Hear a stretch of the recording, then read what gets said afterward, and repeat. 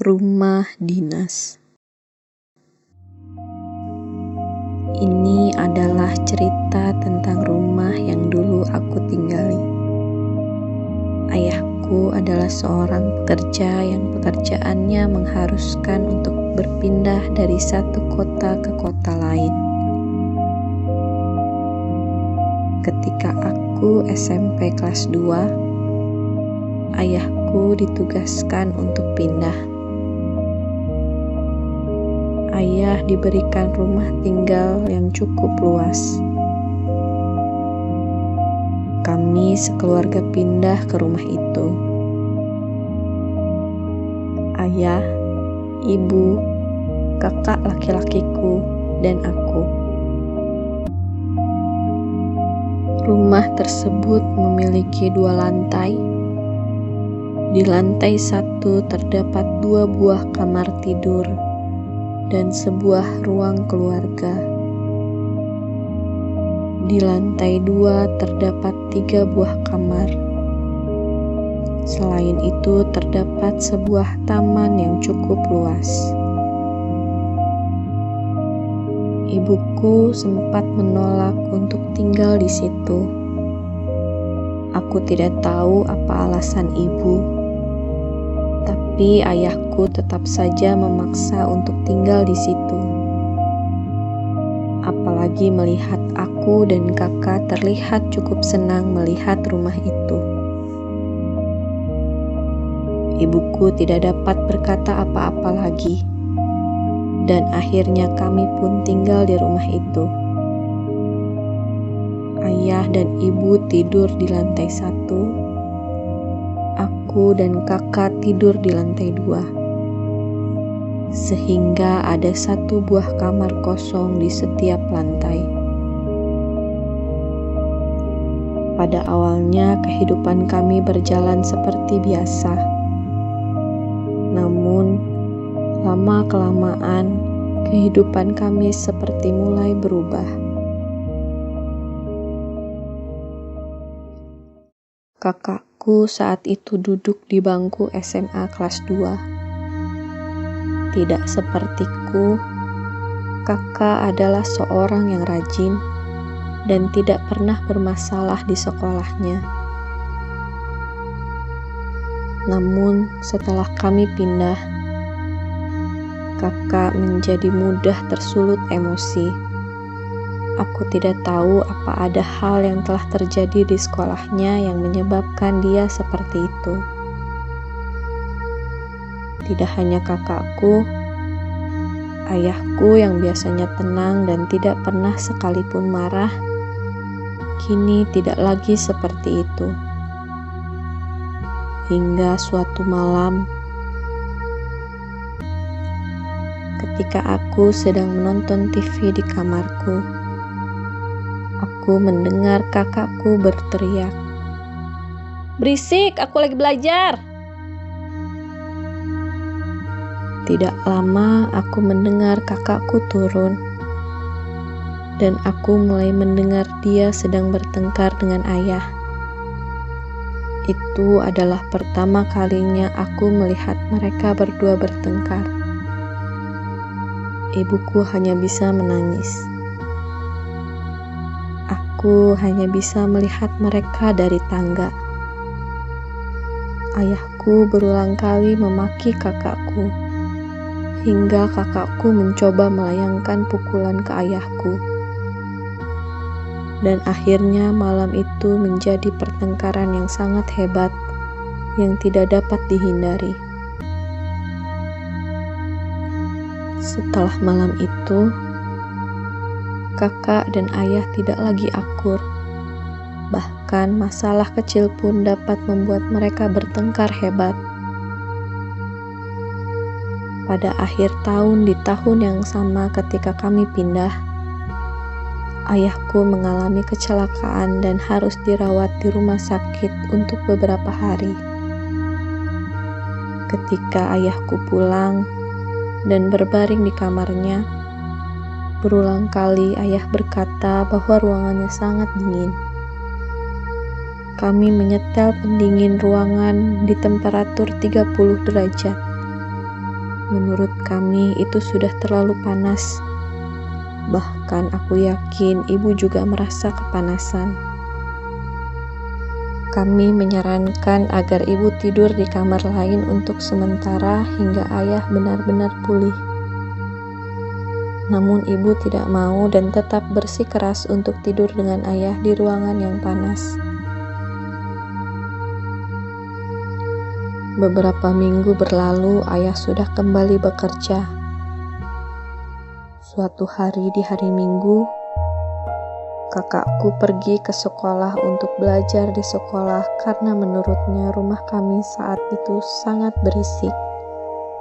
Ayahku pergi dengan teman-teman kantornya. Saat itu hanya tinggal aku dan ibuku berdua. Kami sedang menonton TV di ruang keluarga. Aku mendengar seseorang membuka pintu kamar di lantai 2. "Loh, kakak udah pulang?" tanyaku kepada ibu. "Belum," jawab ibu sambil terus menonton program TV. Suara dari lantai 2 masih terdengar. Kali ini seperti seseorang yang sedang berjalan dengan perlahan. "Di atas ada orang. Ibu gak dengar suara langkah orang?" "Aneh ya," jawab ibu seolah tidak peduli. Aku kemudian mencari sesuatu yang dapat kujadikan senjata. Dan ketika aku hendak melihat ke atas, ibuku berkata, "Tiap hari kalau kalian gak ada, pasti ada suara itu." Saat itulah ibu mulai menceritakan bahwa setiap hari dia merasa sedang tidak sendirian. Dan itu sudah menjadi hal yang biasa baginya. Sejak saat itu, aku berulang kali mendengar langkah kaki seseorang. Tapi aku tidak bisa terus mengeluh karena ibu yang paling sering berada di rumah sendirian. Jadi aku mulai membiasakan diri selama sesuatu itu tidak membahayakan nyawaku. Tapi tentu saja aku merasa penasaran. Suatu hari aku berkeliling ke sudut rumah. Aku membuka pintu kamar lantai 2 yang tidak terpakai. Tidak ada yang aneh, sama seperti saat aku datang. Hanya beberapa noda yang mungkin sudah tidak bisa dihilangkan. Di kamarku juga ada noda yang mirip seperti itu. Bahkan di kamar kakak. Kalau dipikir-pikir, seperti noda darah yang dilap dan mengering.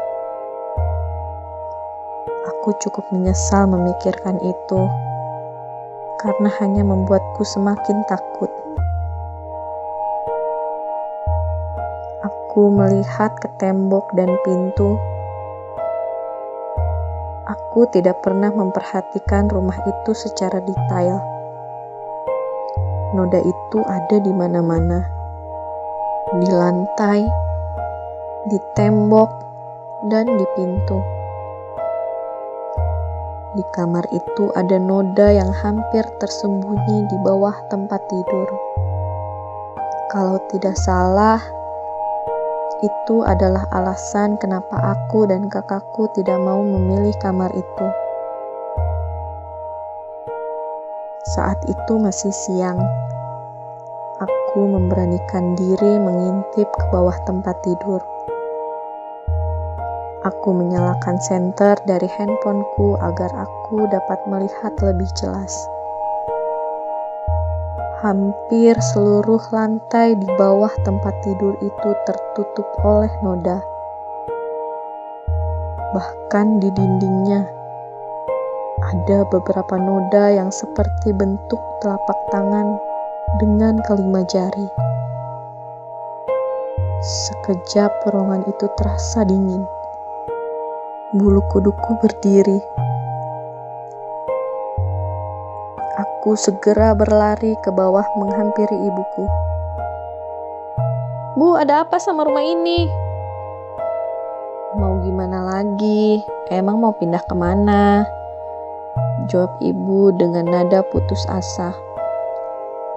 "Kami harus terus tinggal hingga beberapa tahun. Lalu akhirnya ayahku kembali dipindah tugaskan dan kami akhirnya pindah dari rumah itu. Ketika kami sudah pindah, ayah dan kakak kembali tenang.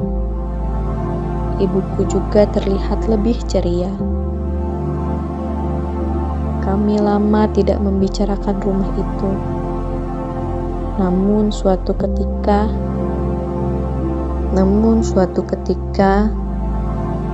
saat kami sedang santai mengobrol,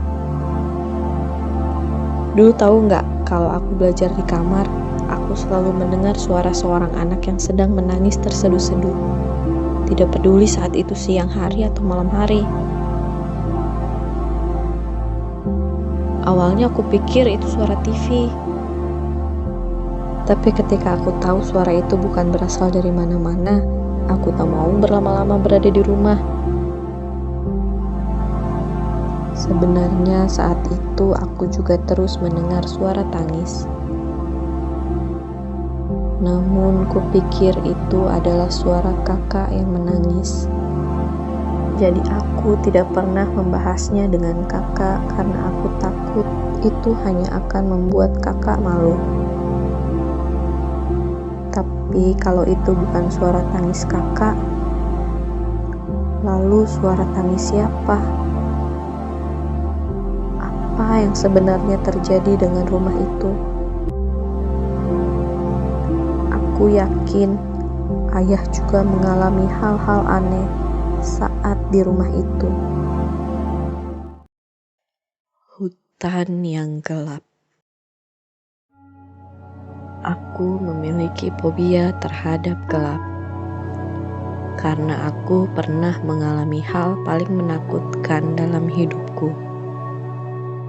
Itu terjadi sekitar 20 tahun lalu semenjak aku menulis cerita ini. Saat itu aku masih seorang anak yang duduk di bangku sekolah dasar. Aku memiliki seorang teman bermain yang sangat dekat denganku. Namanya Kana. Rumah kami berdekatan. Keluarga kami pun saling mengenal dekat satu dengan yang lain. Kami selalu bersama. Hampir setiap hari kami berangkat sekolah bersama. Ketika jam pulang sekolah, kami selalu bermain bersama. Kami memiliki sebuah tempat pertemuan rahasia di tengah hutan. Sebuah gubuk tua yang sudah tidak ditempati orang. Atau setidaknya selama kami menemukan gubuk itu, tidak ada orang lain yang pernah datang ke gubuk itu. Sepertinya gubuk itu dibangun dan pernah digunakan oleh seorang pemburu. Suatu hari saat aku akan berangkat ke sekolah, aku menghampiri Kana untuk berangkat bersama. Namun saat itu Kana sudah tidak di rumah. Aku hanya bertemu ibunya yang mengatakan Kana sudah berangkat beberapa menit yang lalu. Ketika aku sampai di sekolah, aku tidak menemukan Kana. Bahkan ketika lonceng berbunyi, aku tidak melihat Kana. Apa Kana membolos? Tidak seperti biasanya. Hari itu aku sama sekali tidak melihat Kana di sekolah. Ketika jam pulang, aku pergi ke tempat rahasia kami. Kupikir aku akan menemukan Kana di sana. Namun tidak ada siapapun di sana. Aku menunggu beberapa saat di sana berharap Kana akan datang, namun Kana tidak kunjung datang dan aku pun memutuskan untuk pulang. Aku pulang untuk makan siang dan aku tidur siang. Aku terbangun karena kegaduhan yang terjadi di luar. Saat itu orang tua Kana datang ke rumah kami. Kana belum pulang. Kalau tidak salah saat itu mungkin sekitar jam 4 sore. Biasanya kami memang sudah berada di rumah pada jam segitu. Aku memberitahu mereka bahwa pada hari itu aku benar-benar belum lihat Kana. Mereka akhirnya berpencar untuk mencari Kana. Mereka menyuruhku untuk tinggal di rumah bersama nenek. Namun saat itu aku masih kecil, aku juga berkeinginan menemukan Kana. Aku meninggalkan rumah tanpa izin. Tempat pertama yang kudatangi tidak lain adalah gubuk tempat persembunyian kami. Masih tidak ada siapa-siapa. Bahkan orang tua kami pun sepertinya belum mencari sampai sini. Aku memanggil-manggil Kana di tengah keheningan hutan. Namun tidak ada jawaban. Apa Kana sudah masuk ke hutan lebih dalam? Aku sebenarnya takut untuk masuk lebih dalam. Tapi temanku sedang menghilang.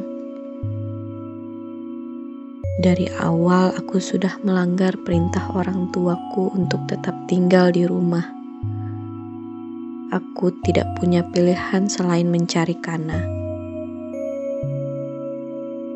Aku pun masuk ke hutan lebih dalam sambil terus memanggil nama Kana.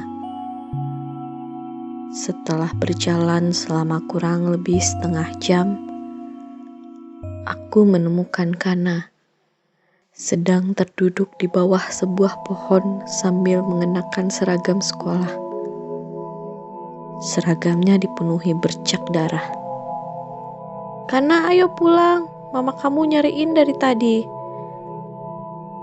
kataku tanpa bertanya apa yang sebenarnya terjadi dengannya. "Aku gak bisa pulang.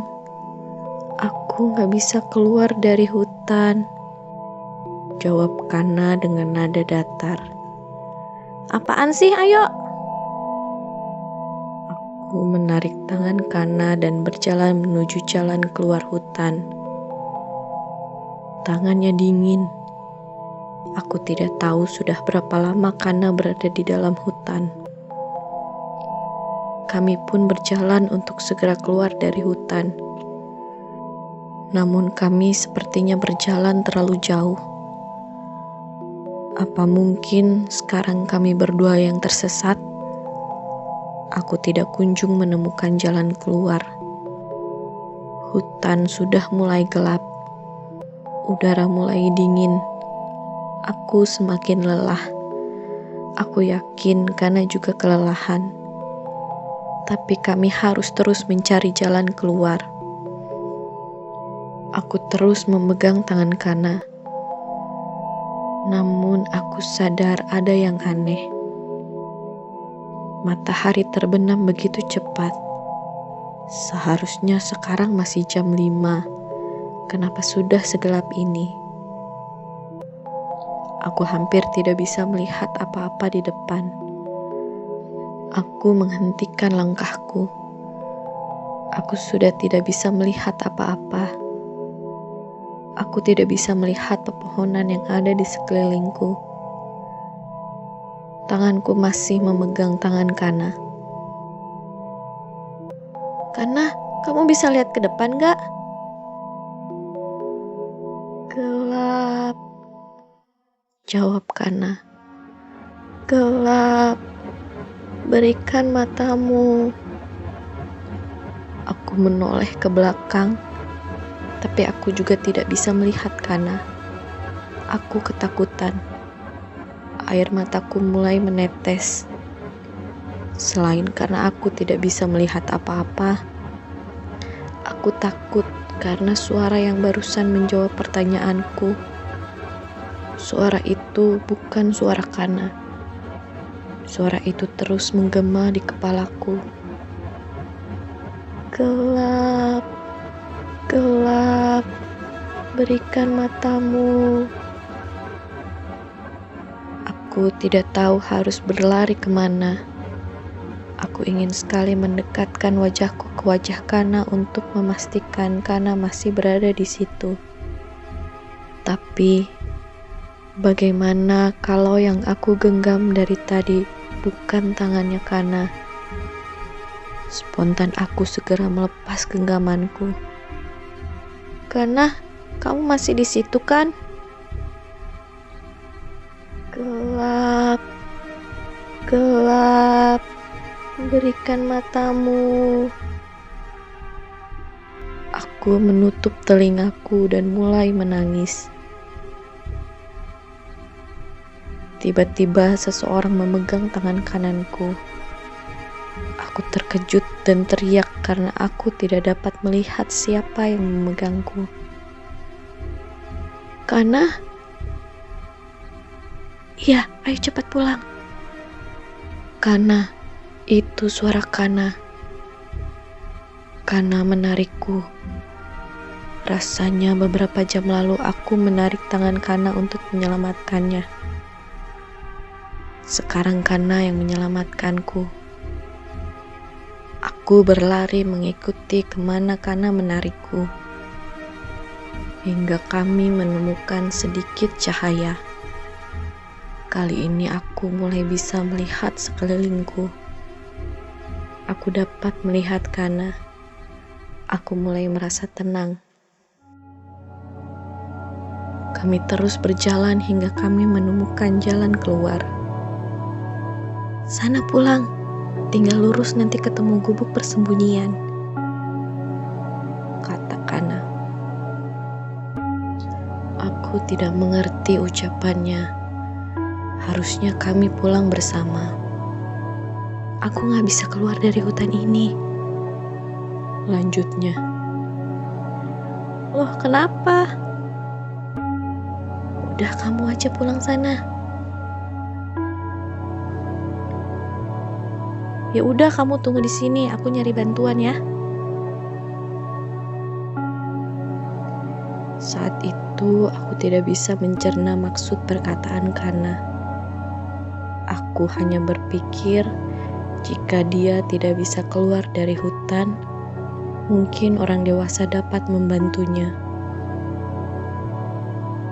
Aku menceritakan apa yang terjadi kepada orang tuaku dan orang tua Kana. Mereka melanjutkan mencari Kana di dalam hutan. Bahkan polisi setempat ikut mencari di tengah gelapnya malam. Kana baru ditemukan keesokan harinya dengan tidak bernyawa. Dia ditemukan dalam posisi duduk di bawah sebuah pohon dengan menggunakan seragam. Seragamnya dipenuhi oleh bercak darah. Meskipun aku tidak tahu apakah pohon yang dimaksud adalah pohon yang sama dengan pohon saat aku menemukannya. Polisi beranggapan Kana meninggal akibat serangan binatang buas. Namun aku tidak beranggapan demikian. Karena luka yang diderita Kana bukan luka akibat serangan binatang buas. Aku merasa yang melakukan itu pada Kana lebih mengerikan daripada binatang buas.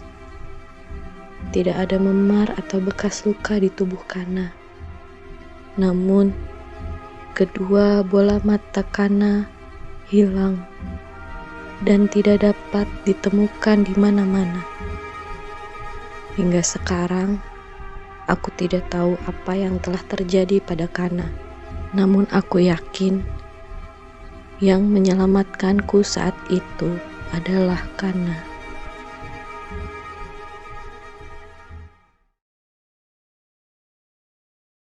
suara yang memanggilku. Cerita ini terjadi beberapa tahun yang lalu, sebuah kejadian yang tidak dapat aku lupakan. Aku adalah seorang pekerja kantoran. Saat itu ketika aku mendapat libur yang cukup panjang, aku berniat untuk melepas penat dari kehidupan sehari-hariku dengan berkemah. Aku pergi ke sebuah kawasan perkemahan di daerah pegunungan. Sebuah daerah yang benar-benar sejuk, dengan pemandangan pegunungan hijau dan langit yang biru. Aku menarik nafas panjang. Udara segar sangat berbeda dari udara yang biasa kuhirup di kota. Aku dapat mencium aroma pepohonan dan aroma air sungai yang mengalir di dekat situ. Aku berjalan dengan santai mengitari aliran sungai. Seorang gadis sedang bermain di sungai mendatangiku. "Mah, lihat, aku nemuin ini." Dia adalah anak perempuanku. Namanya Dita. Aku tidak terlalu ingat berapa umurnya saat itu. Mungkin sekitar 6 tahun. Dia berlari ke arahku dan menunjukkan sebuah sapu tangan yang dia temukan. Sepertinya itu milik seseorang. Aku mengajak Dita untuk mengantar sapu tangan tersebut ke pengelola kawasan perkemahan. "Itu aku yang nemuin," kata Dita dengan bangga. Aku merasa cukup senang datang ke sini. Awalnya aku berencana untuk pergi berkemah sendirian di tengah hutan liar. Namun suamiku menyarankan untuk pergi ke sebuah kawasan perkemahan. Kupikir tempat itu tidak ada bedanya dengan kota, karena akan banyak orang yang akan datang ke tempat itu. Namun ternyata tempat itu tidak seburuk yang aku bayangkan. Suamiku sedang sibuk memasang tenda di tempat yang sudah disediakan. Kami jarang melakukan hal seperti ini. Sepertinya suamiku sedang mengalami kesulitan. Sudah hampir lewat 2 jam semenjak kami datang. Namun tenda yang dipasang suamiku belum juga selesai. Dari awal aku sudah menawarkan bantuan. Namun suamiku menolak untuk kubantu dan menyuruhku untuk menjaga Dita. Semenjak kami tiba, Dita selalu bermain di sungai. Dia terlihat sangat gembira.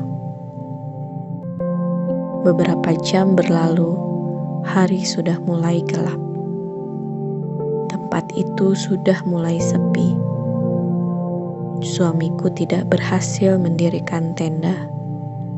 Kami terpaksa untuk tidur di dalam mobil yang kami parkir tidak jauh dari tempat itu. Suhu saat itu tidak terlalu dingin. Aku dan suamiku tidur di kursi depan, sedangkan Dita tidur di kursi belakang. "Dita senang banget bisa tidur sama-sama," ujarnya sebelum kami benar-benar tertidur. Di rumah Dita sudah memiliki kamarnya sendiri. Aku tidak tahu ternyata Dita ingin sekali tidur bersama kami. Kami pun akhirnya tertidur. Aku terbangun ketika aku mendengar suara air. Aku segera menoleh ke belakang. Dita tidak ada di tempatnya. Apa Dita pergi bermain sendiri di sungai? Aku segera melompat keluar dan berlari ke arah sungai. Jika ini di rumah kami, aku tidak akan sekhawatir ini. Tapi kami sedang berada di alam terbuka. Akan sangat berbahaya jika Dita bermain sendirian. Aku terus memanggil nama Dita. Mama. Di tengah gelapnya malam terdengar suara seorang gadis memanggilku. Mama. Aku tidak tahu apa itu suara Dita atau bukan. Suara tersebut tidak terdengar seperti suara teriakan minta tolong, dan tidak terdengar seperti suara seorang yang sedang bersenang-senang. Aku bahkan tidak tahu dari mana arah suara tersebut. Aku hanya berlari ke arah sungai, karena suara seseorang yang sedang bermain air masih terdengar. Ketika aku tiba di pinggir sungai, tidak ada siapa-siapa. Bahkan permukaan air terlihat sangat tenang. Mama. Kali ini seperti suara tersebut datang tidak jauh dari tempat aku berdiri. Aku mencoba mengikuti suara itu. Aku berjalan mengikuti aliran sungai. Aku berjalan cukup jauh hingga ke daerah yang cukup rimbun. Sepertinya area ini sudah bukan lagi area milik pengelola kawasan perkemahan. Langkahku terhenti di pinggir sungai yang sepertinya cukup dalam.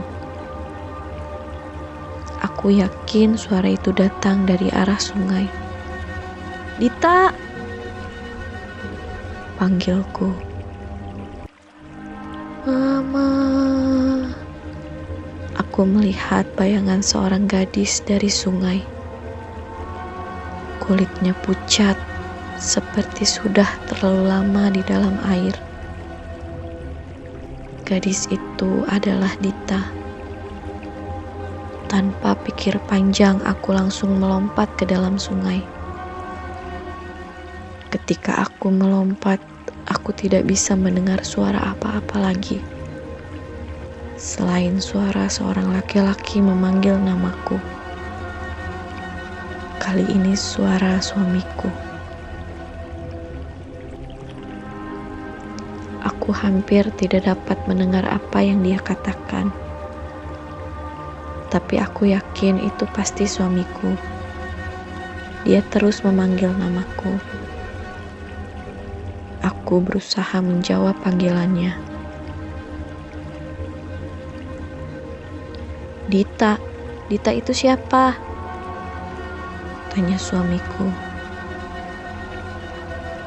Dita, anak kita. Kita kan belum punya anak. Aku terdiam. Aku sadar. Aku tidak sedang berada di tengah sungai. Aku sedang berada di dalam tenda yang didirikan suamiku. Tubuhku basah oleh keringat. Siapa Dita? Tanya suamiku lagi. Aku tidak bisa menjawab pertanyaannya. Bahkan aku tidak tahu siapa Dita. Pagi harinya ketika aku sedang berjalan-jalan, aku bertemu dengan salah seorang pengelola wilayah perkemahan.